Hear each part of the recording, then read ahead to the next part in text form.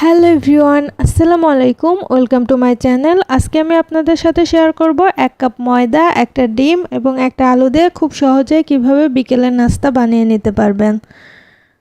প্রথমে আমি ময়দার ডো তৈরি করে নিব।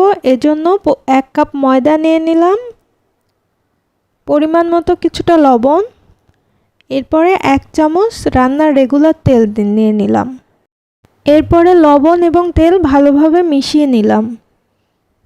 এরপরে একটু একটু করে পানি অ্যাড করব এবং এটাকে মেখে নিব। ময়দাটাকে ভালোভাবে মেখে নিতে হবে। আর পানি একবারে দেওয়া যাবে না, অল্প অল্প করে দিবেন এবং মাখবেন। পানি একবারে দিতে গেলে পানির পরিমাণটা বেশি হয়ে যাবে এবং ডোটা পারফেক্ট হবে না। এজন্য অল্প অল্প করে দিতে হবে আর মেখে নিতে হবে। আমার ময়দাটা মাখা হয়ে গেছে।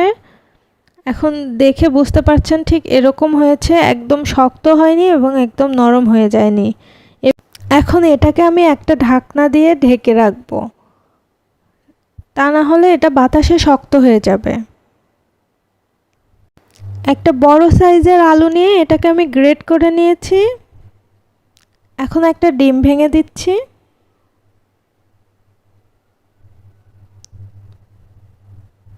সামান্য কিছুটা পেঁয়াজ কুচি, 3-4টা কাঁচামরিচ কুচি,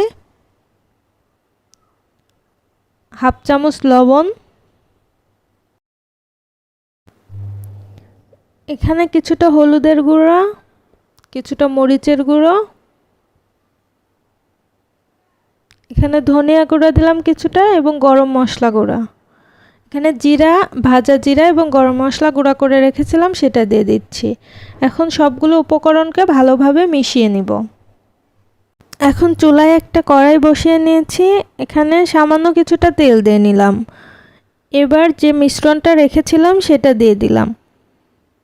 দিয়ে এটাকে মিডিয়াম হিটে আমি কিছুক্ষণ নেড়েচেড়ে ভেজে নিব। 2-3 মিনিট পরে দেখবেন যে এটা ভাজা হয়ে গেছে এবং আলুটা সিদ্ধ হয়ে গেছে আর এটার কালার কিছুটা চেঞ্জ হয়ে গেছে। তখনই বুঝবেন এটা ভাজা হয়ে গেছে। আর এটা দেওয়ার সাথে সাথে অনবরত নাড়াচাড়া করতে হবে। এই যে আমার আলুটা ভাজা হয়ে গেছে আর ভাজার পরে ঠিক এরকমটা হয়েছে। এখন এটাকে আমি নামিয়ে নিয়েছি এবং ঠান্ডা করে নিয়েছি। এরপরে যে ময়দার ডোটা রেখেছিলাম সেটাকে বের করে আমি এটাকে ছোট ছোট পিস করে কেটে নিব। কেটে নেওয়ার পরে এটাকে আবার বক্সে রেখে দিচ্ছি যেন কোনো বাতাস না লাগে। বাতাস লাগলে এটা শক্ত হয়ে যাবে।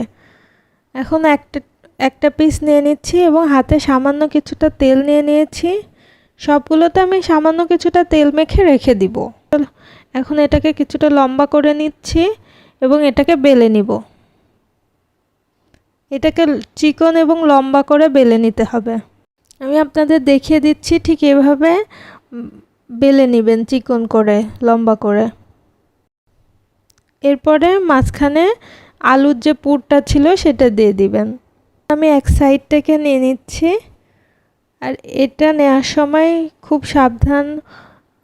সাবধানতার সাথে নেবেন এবং ভালোভাবে চেপে চেপে এটার মুখ বন্ধ করে দিবেন, তা না হলে ভাজার সময় এটা ফেটে যাবে। এজন্য ভালো করে একটু চেপে চেপে মুখটা বন্ধ করে দিতে হবে।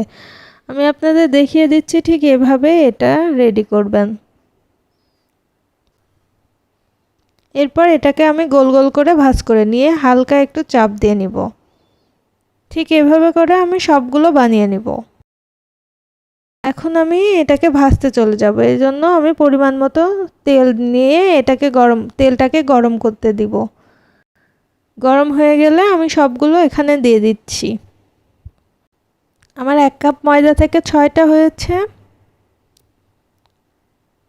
এখন এক মিনিট মতো রেখে দিব আর চুলার জালটা একটু মিডিয়াম টু লো হিটে রাখতে হবে।